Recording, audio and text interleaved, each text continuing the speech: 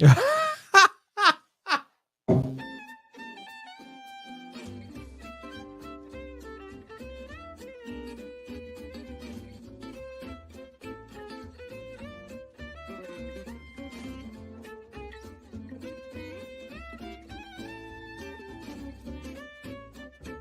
do, neighbor. It's Berean Spirits time once again. The boys have gathered around and they're ready for you. So join in, make comments, and study with the guys as they try to study as the Bereans did in Acts chapter 17. And now, here's the guys. It's time for another episode of Berean Spirits here on YouTube, Facebook, podcast, all over the interwebs. My name is Chris Peltz. I'm the evangelist with the Southside Church of Christ here in Springfield, Missouri. We've got Josh Thornhill with the Westside Church of Christ over in Wichita, Kansas. Josh, you doing all right today, brother? I'm good. Glad to hear it. Richard Dotson with the Kearney Church of Christ up in Kearney, Missouri. How you doing? I'm fantastic as always. Yeah. I had nothing to complain about, and if I did, you wouldn't listen anyway. I don't want to hear it. That's right. Yeah. So everything might as well be good. That's right. Might as well.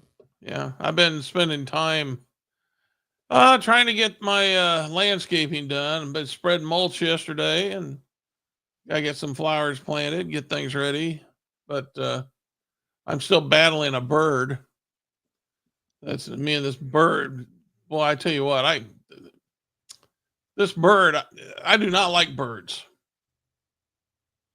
That's all I can say. They're trying to build a nest under my front porch, and I keep tearing the nest down. And I've power washed it twice, but they keep coming back. And I've gotten some spray that was supposedly going to keep these things away, and it didn't work. So I'm having a problem with a bird. I know what you could do. What's that? Just put your picture next to where the nest is. They'll never come back. Hey, speaking of birds, you want to hear something funny? Oh dear, here we go. Yeah, this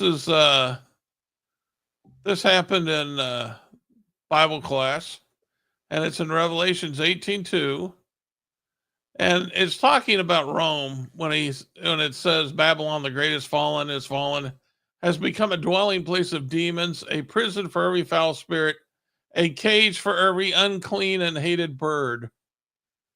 And somebody in class goes, "Is this talking about the Philadelphia Eagles?" You know, they call them, "Go Birds Go." And I think it's what and they did. He did write that letter in part to a church in Philadelphia. That's true. That is a good point. I wish I'd have made that. Yeah. I'll have to remind everybody about that. That's of course, true. they were one of the only faithful churches. Well, point there, buddy.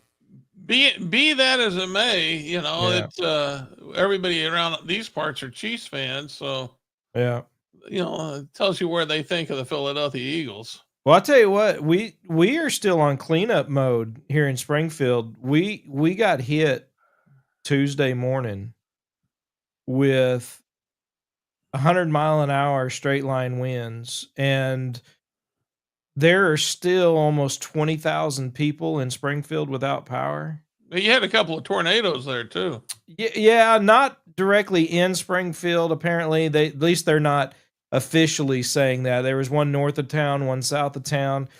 There was a pickup that stopped because the visibility was so low. He was at a complete stop, and all of a sudden, the wind hit the side of his truck and flipped his pickup. Yeah, I can believe it. And my dad and I were watching it on the MoDOT.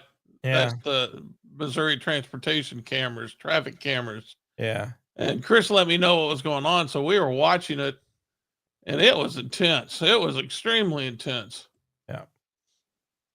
Yeah, it was wild. I mean, having those straight line winds that much, that high. I mean, constant between 85 and 95 with gusts, 100 mile an hour. It was for an extended period of time. It was wild. There's a lot of cleanup, a lot of trees, a lot of still down power lines. It's wild around the city. You got to be careful where you go still. But you know what? As powerful as that was, it doesn't even come. I mean, imagine being in a hurricane and it lasting for hours. Yeah. Yeah, sure. I mean, I just can't even imagine being in a hurricane. Yeah, I've been through one. It was wild. No, I was a little kid, but I remember some of it. So, um, but anyway, it is what it is. Let's get into our study this morning. We're going to be talking about taking care of family, and this is something that the scriptures talk a lot about. Our family makeup is probably a lot different than what we read about in the scriptures as far as extended families. Granted, there are some cultures still that have a lot of it that is happening, but you go back into the Old Testament and you see generations living together. For with grandparents, great grandparents, great grandchildren, all being together. And that was just part of how they lived. I mean, whether they were nomads or whether they were in a town or a countryside or a city, it was something that was rather commonplace, it seems, in the scriptures. Less commonplace in our country, but nevertheless, we still have responsibility when it comes to taking care of family. And as much as the family has been under attack over, really since the beginning, but here recently, especially since 2020, they've tried to not only dismantle the family, redefine family, husbands, wives, male and female, all these things they've been trying to do. And yet when we get back to the scriptures and we realize the value and the importance of God's plan for the family, one thing is certain: he intends for family to take care of one another. First Timothy chapter 5 and verse 8, in fact, really gives not only the importance, the value, the command, but just how serious God looks at this particular subject, because he not only says that a man is to provide for his own family, especially those of his own house, and he says that if you don't, not only have you denied the faith, but you are worse than an unbeliever. And I think that, I mean, I just can't imagine a way to state that would bring to mind a more serious accusation for someone who is not taking care of their family. Richard, you're in the middle of this very thing. I've known a lot of people who have done it. There are various ways of going about doing it, and you're kind of in a multifaceted situation with both your mom and your dad. So you're in the midst of all of this that we're talking about today, and so I mean, you know exactly what we're talking about as far as the scriptures are concerned. There's two ways to look at this. I mean, not only are you supposed to take care of your children, but you're also supposed to take care of the elderly in your family. A verse you went to 5:8, but I like 5:4 when it talks about taking care of your. It says if any widow has children or grandchildren, let them first learn to show piety at home and to repay their parents or requite. I think the older versions say, for this is good and acceptable before God. So, in other words, he's saying you have a responsibility here to do this, and each situation is different. I mean, there is what I have learned, like in children, for instance, when you take care of your children, they're constantly becoming more independent. But when the elderly of your family that you're taking care of them, they are constantly becoming more dependent. And so the means by which you care for your elderly parents are always changing, the same way that the needs for your children change, and as they become more independent. So The main thing I think we have to look at is the scriptures teach that we do have a responsibility in our families to provide, to take care of, and those in the family who are healthy enough, strong enough to be able to provide this care, the Lord expects them to do that very thing. And while I want to get to that a little bit more in depth and talk about maybe a few different ways, because there's not necessarily a way that is universal. It fits for every household. There are various accommodations, ways that people can do it. There are dangers, and I think in certain aspects of that. But before we're getting really to the physical, because I think again, as far as parents taking care of children, I, you know, there seems to be just a common sense, that parents provide for the physical needs of their children. That is a responsibility they have, even though it is sometimes neglected. There are those who are worthless, kind of in their approach to taking care of children, but that's the exception, I think, rather than the rule for the most part. But then there's the spiritual aspects, right? And Josh, I know you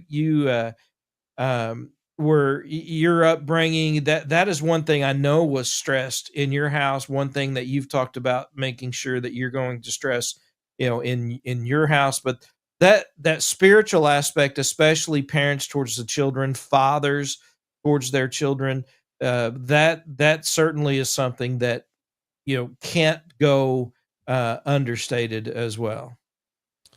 Right. When I first started preaching, I full time that is. Um, I started teaching, Genesis and Exodus. That was the Bible classes I was teaching. And you get to Exodus, and God delivers the Egyptians from bond. Or yeah, He delivers the Egyptians. Well, boy, they really had a bad turn, didn't they? I know it. I know it. Oh man, it's too early. Anyway, so he delivers the Israelites from Egyptian bondage. There we go. We'll get it eventually.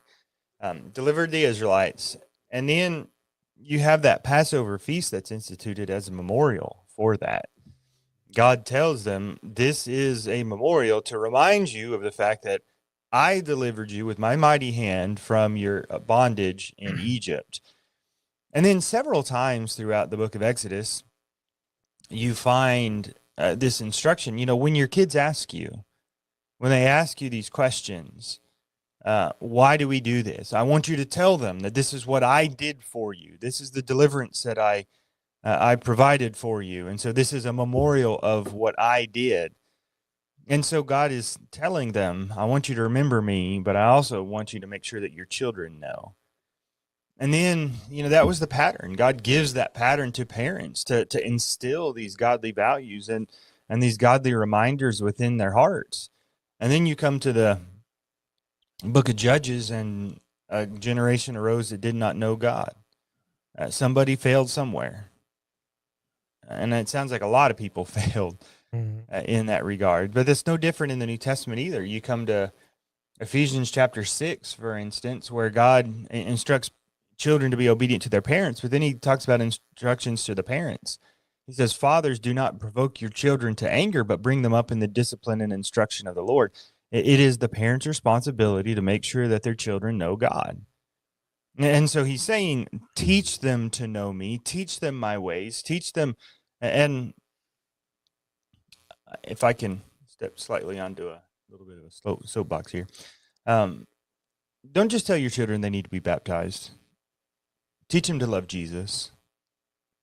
Teach them to love God for who he is and everything that he's done for us. Because that's a lot better than, hey, you're going to have to be baptized to become a Christian. If that's all we're teaching them, that's shallow. We need to teach them to love God and to serve him with all their hearts.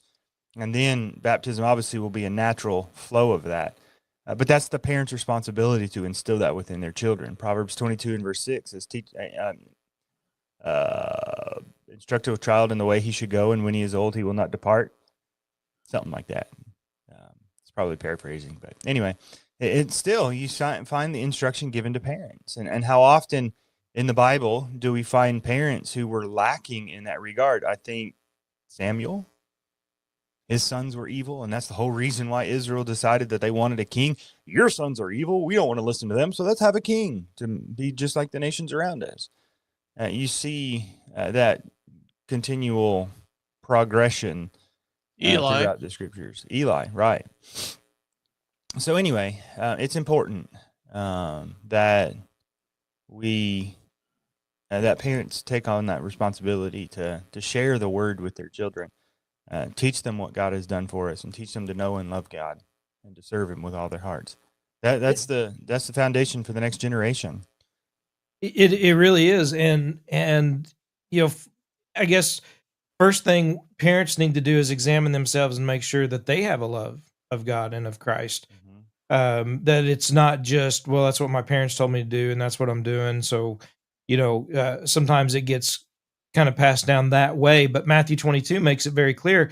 The first and great commandment is this: to love the Lord your God with all your heart, soul, mind, and strength. The second, like it, is to love your neighbor as yourself. On this whole hangs all the law and the prophets. So that we are to love God. God certainly loved us, that while we were yet sinners, Christ died. And so, we know that God has a love for us, and we are to have a love for Him, and that is something that can be taught. Because the love we're talking about is a teachable love. It is a demonstratable love, an agape love that is tailored to a life that we should live, as described in 1 Corinthians chapter 13.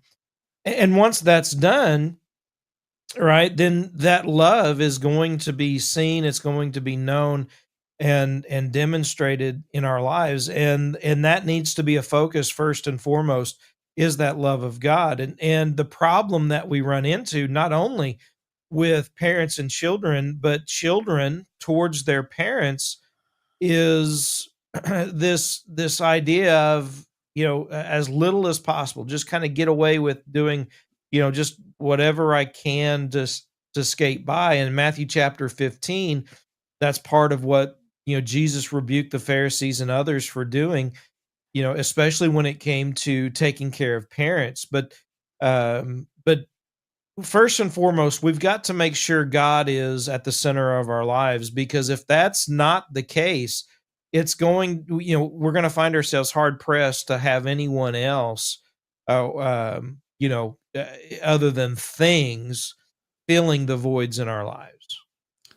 Well, I think about the charge that was made to Ezekiel about being a watchman, and how the things that Josh was teaching a minute ago, I was thinking, well, a lot of that applies to anybody. I mean, when we try to teach other people, but when you're talking about your own children, I mean, you're talking about those whom there should be a natural affection for. Um, all they know is you. That's all your children know. They've been relying on you to care for them since they've been born. And so we have to sit there and say, look, I have influence here. I may not have much influence with my neighbor and trying to teach them the gospel, but I have a tremendous amount of influence with my children. And so it's important then that we understand that the responsibility of teaching the gospel, teaching people about God, are we supposed to teach our neighbor? Yes. But we should emphasize our children, because we know we have influence with them. And so it's very important then that since we do want the Lord's work to continue when our days are fulfilled, there has to be other people to carry that on, and the children are just a prime candidate to do that. And so it's important that we teach our children and make sure that they understand the love of God, and that they don't look upon us, learn to see us as hypocrites, but as someone who is sincere and trying to do God's will. Going back to all the things that you guys have talked about, especially looking back at the Old Testament, Hosea chapter 11 describes God, in fact, describes how he took Israel by the hand as a father with his children, taking him by the hand, teaching him how to walk. And he uses that physical aspect to describe what he was doing for them, even spiritually as he was leading them, and yet they kept turning away, they kept pulling away.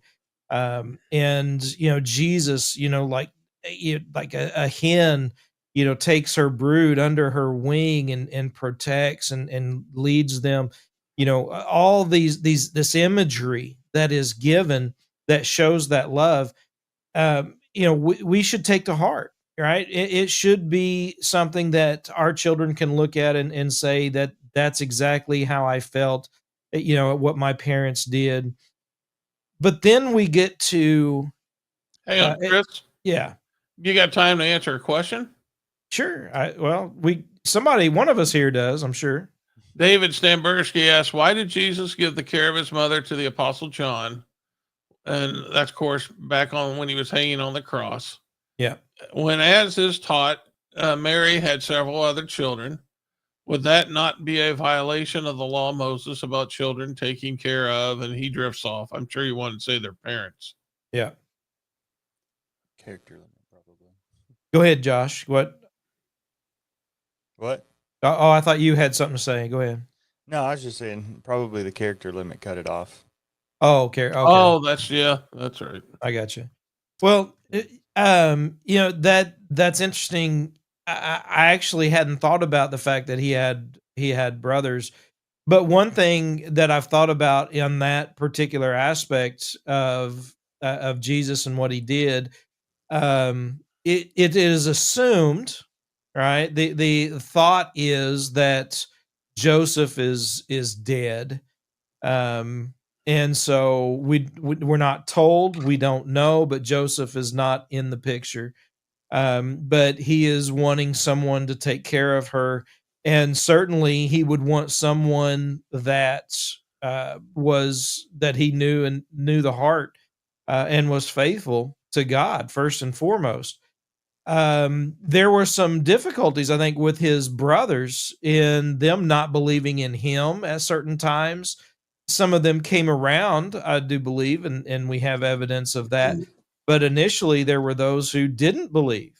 They were ready to have him go to Jerusalem before it was time, and wanted to, kind of reveal who he was saying he was, and not believing him. So that may have something to do with it as well. But if you guys have more insight, go for it. Well, I don't believe that what Jesus did relieved his brethren of their responsibilities. Every child in a family, it doesn't matter how many are born to a set of parents, have a responsibility to care for their parents.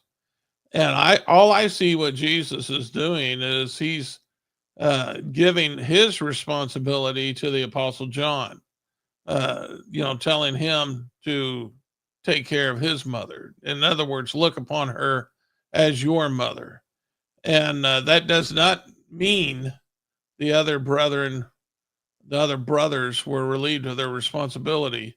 All he is doing as Lord, who has the right to command like this, is given a responsibility to John, and that is to carry on his responsibility to his mother. And so that's all I see that doing. I do not see it as a violation of the law of Moses. Not in any. If he had told his, had given his brothers permission to not have to take care of his parents, then that would be a little bit different, depending on how that went across. But we don't see that. All we see is one who is getting ready to die, and he is telling another one to look upon his mother as his own. And I just see him as saying, "Look, I can't fulfill my responsibility. You do this for me." And so I don't see that as a violation. Josh, you got anything to add? Very good. Very good. Yeah.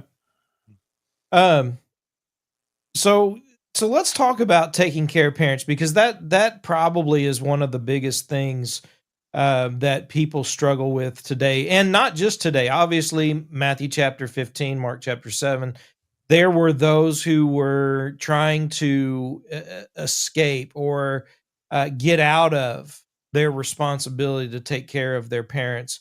Um, and they were taking money or means that they would have had and used for taking care of their parents, said, no, we're going to make this Corbin. We're going to give it to the temple. Sorry, mom and dad can't take care of you. And, and, while that was under the old law, Richard, you brought up there in First Timothy chapter 5, verse 4, and later in that very same chapter, First Timothy 5, talking about parent or children taking care of parents. If widows have anyone that can take care of them, they're to do so that the church isn't burdened with taking care of faithful widows, and talks about be um, those of a certain age considering remarriage rather than burdening the church if that was to be the case. And so we see for sure there is a responsibility to take care of elderly parents, and that is something that a lot of people struggle with, and they wonder what is good, because one of the biggest criticisms that we find is with nursing homes, for example. Children put their parents in nursing homes, and then they, like, all right, they're going to take care of them. And then they don't follow up. They don't follow through. That those, you go to nursing homes, you talk to the elderly who are there, and they haven't talked to their kids in a year or 2 years or whatever it is like, they just, maybe financially, maybe not, but nevertheless, as they distance themselves from their family, and that's a problem. That can be a huge problem. Not the nursing homes themselves, but the approach that people take in neglecting their parents and just letting someone else kind of do it. Go ahead, Yeah. Galen. Well, I mean, going back to that passage you gave in Matthew 15:4, it says, "For God commanded, saying, honor your father and your mother, and he who curses father and mother, let him be put to death." And then getting into what you were saying, Chris, he says, "But you say, whoever says to his father or mother, what profit you might have received from me as a gift of God," or I think the other passage says Corbin is the Jewish term. And then he says, then he need not honor his father and mother.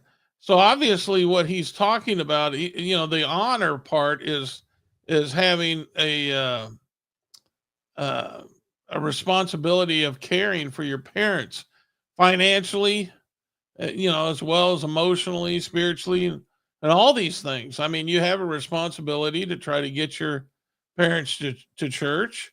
You have a responsibility to look after the needs of your parents financially, as well as physically. And all these things are now on you to look after your parents. That's part of honoring your parents. And I think that's quite evident from that passage. And so with that, if we're not honoring and taking care of our children, then there's a good chance we're not going to do that with our parents. And that's the sad part that we see in our country. There's so many people who have tried to, uh, well, just try to live an indulgent life. And abortion is one such issue. They take something where they should be nurturing and caring for a child that the Lord has given to them, whether it was, conceived in sin or outside, in righteousness, doesn't matter. The Lord has given you this responsibility. And many people try to get an abortion because they don't want that responsibility. And that is most unfortunate. And if you're going to walk away from that responsibility, then more than likely you're going to walk away from the responsibility you have to take care of your parents. And the scary part about that is what the Bible says about that attitude. Someone who doesn't care for his own is worse than an infidel, and an infidel's an unbeliever. And I don't know how you can get any worse than that. I know. But it's obvious the fact that the Lord does not appreciate this attitude. I'm sure the Lord would consider it an abomination. It's not right. It's not natural. And so we have to change the way we think. Um, my dad used to say all the time, now he doesn't anymore with his Alzheimer's, but he used to say this all the time. If you teach your children that they're an animal, then they're going to think like an animal. And that's what we have been doing. We have been trying to tell our children that you're just an animal. There's no difference between you and other animals. We don't emphasize the spiritual. We don't talk about the soul. We don't bring up God. And what do we see in our society today? We see people who are just looking after themselves. They're living an indulgent life selfishly. And so, yes, we have a responsibility to serve. And Josh, let me go one step further, because let me pull this up. We're not just talking about, where's this at?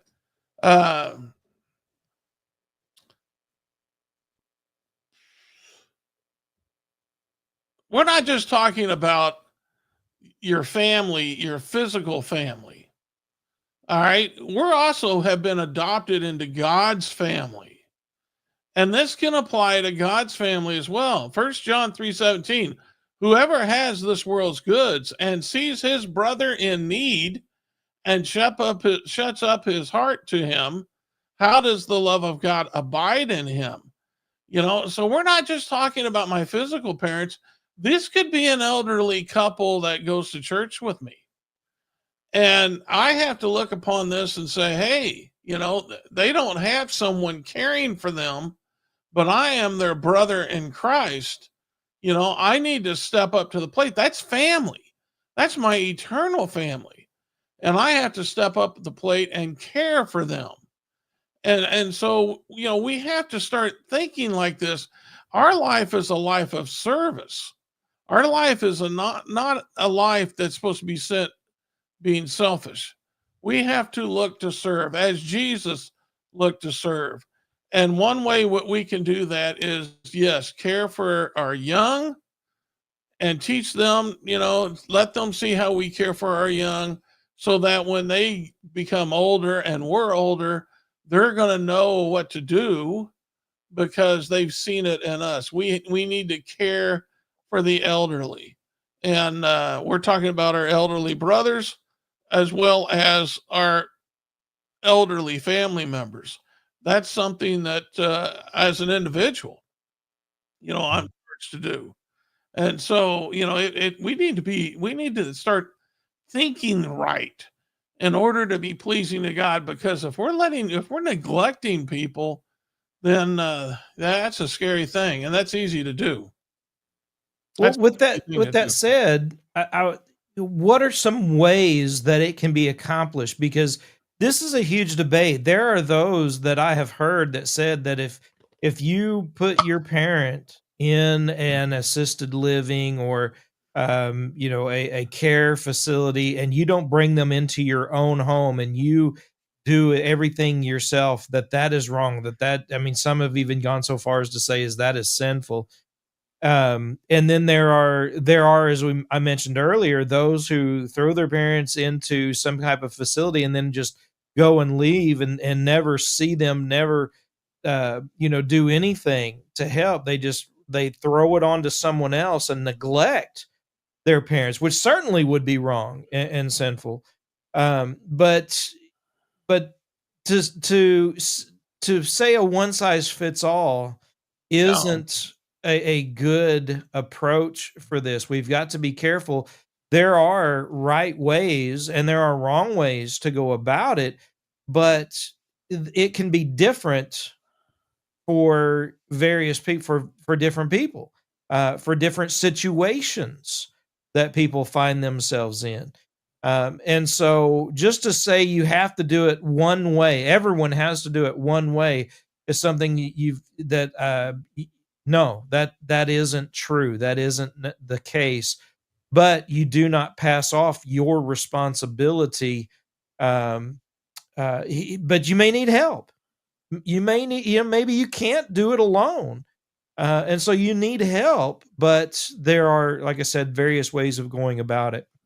So if you guys want to talk about that, and some of the different ways, I'm, that either you've experienced or you've known to be done.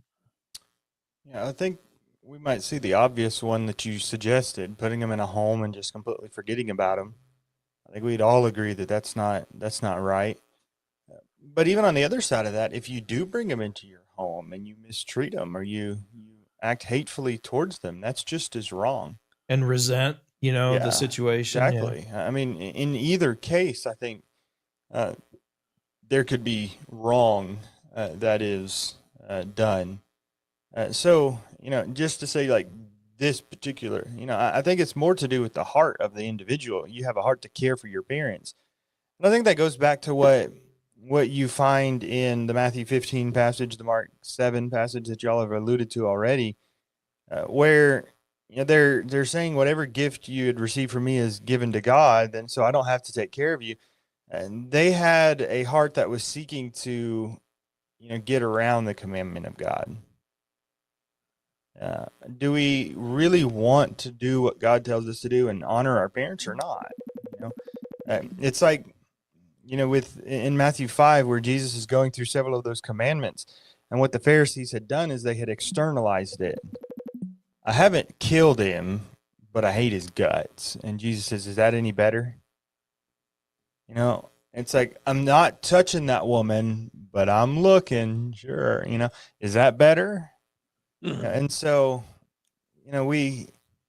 I think the commandment to honor your parents is not just going to be borne out in a physical manifestation. There's a heart that is in play there, a heart of honor and to your parents that will cause you to want to care for them in repayment of what they have done for you. Oh, there goes Chris. Yeah.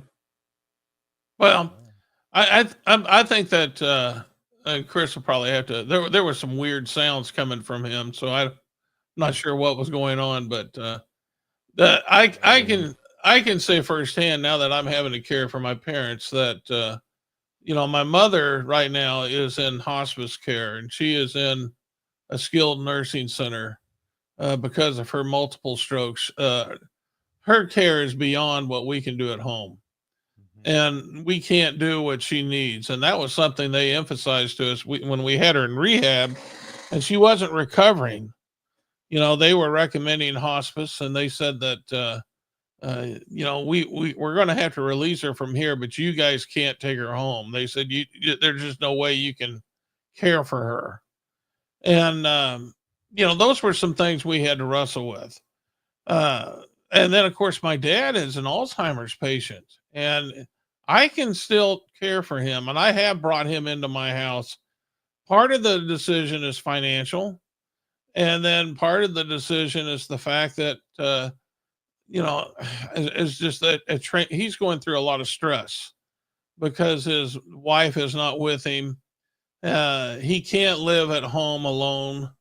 And me and my sister tried. We were alternating nights over there for 3 months trying to stay with him and keep him in an environment where he was, that he knew. But finally, you reach a point where you're like, look, we got to make a change. We can't live with him.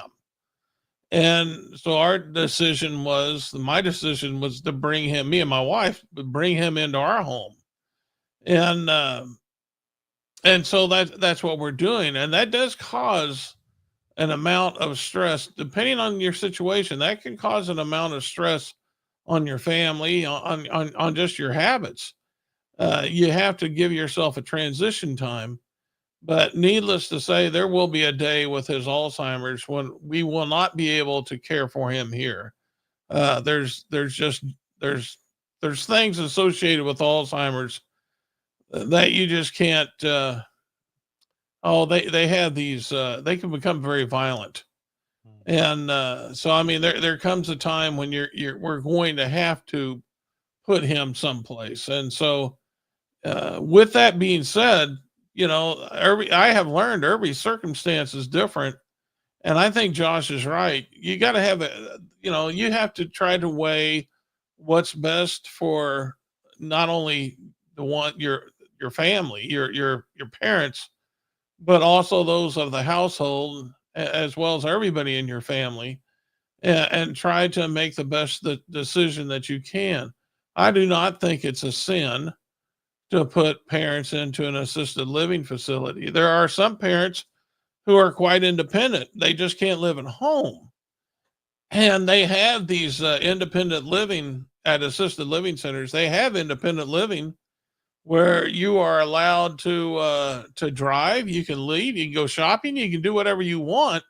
It's just when you're there, they are watching out for you, and in some cases, that's exactly what the parent wants.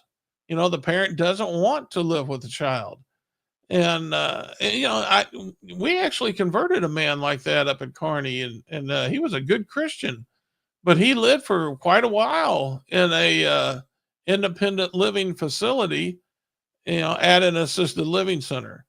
And I didn't ever look upon his children as neglecting him. They were constantly coming to visit, but no, that was just something that he wanted, and I can understand. I can very well see that, and so that was a decision that they made, and that could be a decision that another family makes. But we have to understand the responsibility does reside with the children to be able to help the parent when they can't help themselves. And so that responsibility does come to you. And so you have to accept that responsibility that the Lord gave you, and then seek to fulfill it. You don't want your parents dying in a ditch somewhere. I mean, who would want to see their parents pass away from this life in a ditch? I mean, but that's what happens to a lot of homeless people. And I would never I don't consider that to be honoring your parents. I you want to help your parent prepare for their passage, and that would include, and we might as well get into this. We got a few minutes left, but that would include their what you're going to do when they have passed from this life, what you're going to do with their body, whether you're going to have a grave, or what you're going to do. And so we haven't really gotten into that part of it, but that's something that you need to understand, that that's a responsibility as well. We see that when Abraham, who went and bought a place to bury his family. Am I got that right, Josh? Yeah. You bought Yeah. is it the cave of Machpelah for Sarah? Yeah, yeah. He looked for land to bury, be able to bury his family, Sarah, directly, but to bury his family in, and he purchased it. And so that's just an example of how, even with that, we have responsibilities even after they pass, to be able to uh, have a place of uh, for the body to decay, and that's not cheap. That can be pretty expensive, but again, that's our responsibility as well. Sure. You got any other comments, Josh? There's a lot of tough decisions at that stage of their life, but I was just thinking about it. A lot of times parents are pretty difficult when they come up and live with their kids. Yeah. But a lot of kids are very difficult with their parents. So, it's really not a whole lot of difference one end versus the other. Well, and I tell you what, a lot of it's going to depend on. There's just so many circumstances. I mean, that the temptation is different for everybody. I can speak my dad has a hard time with change because he's an Alzheimer's patient, and that caused a lot of stress, and it was manifested in different ways. Uh, he would get it in his head he's going to go home, and that always comes up at bedtime. He wants to go home, and there was one day when he just said he was walking home, and out the door he went. And so there we were out in the middle of the street, and I'm trying to get him back in the house. And it was just a very difficult situation. Uh, I don't blame him. I know it was Alzheimer's, and I was trying to be patient and loving and caring and get him back in. I wasn't trying to, I wasn't going to pick him up and carrying him back in. I just decided, okay, let's just get in the truck and we'll go over there and look around.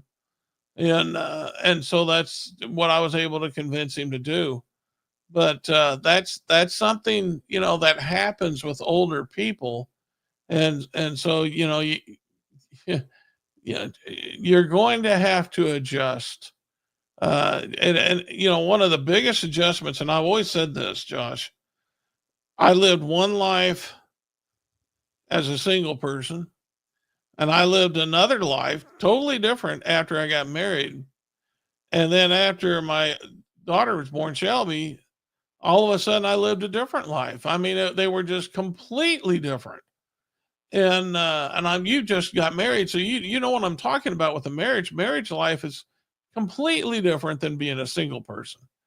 And so you got all that change, and that doesn't stop. I mean, as you go older and you take care of your parents, you got to be able to change with the situation.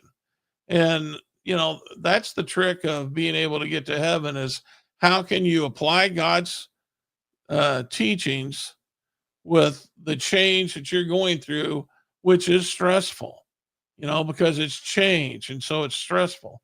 And just always remember this: the devil did not come to Jesus to tempt him when it was convenient.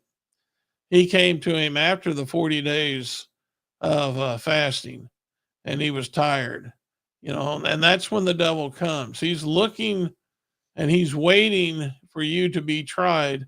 And so that's where all the teachings of Jesus, that's where the rubber meets the road, is how are you going to react when your nerves are frazzled?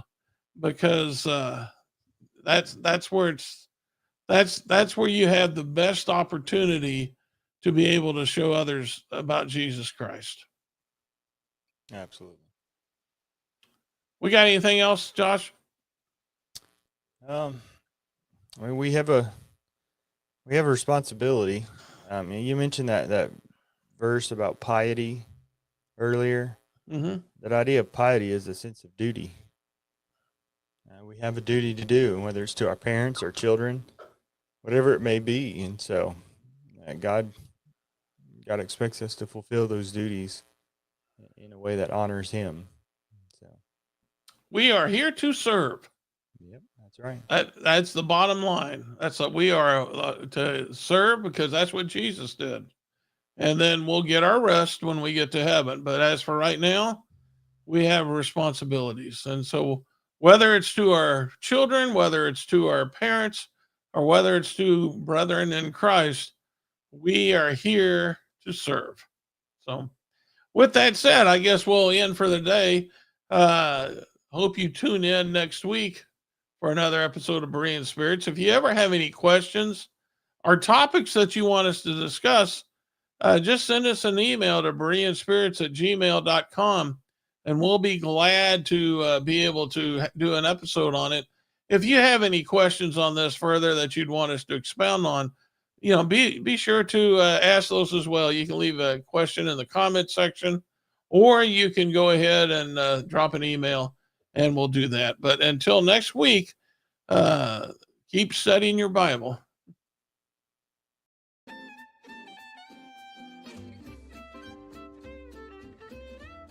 Well, folks, that's all for today. Don't worry. Lord willing, the guys will be back next week for another Bible study on Berean Spirits. Until then, let the guys hear from you. drop them some email at koreanspirits@gmail.com. They'd love to hear from you. Until next time, let's keep studying that Bible.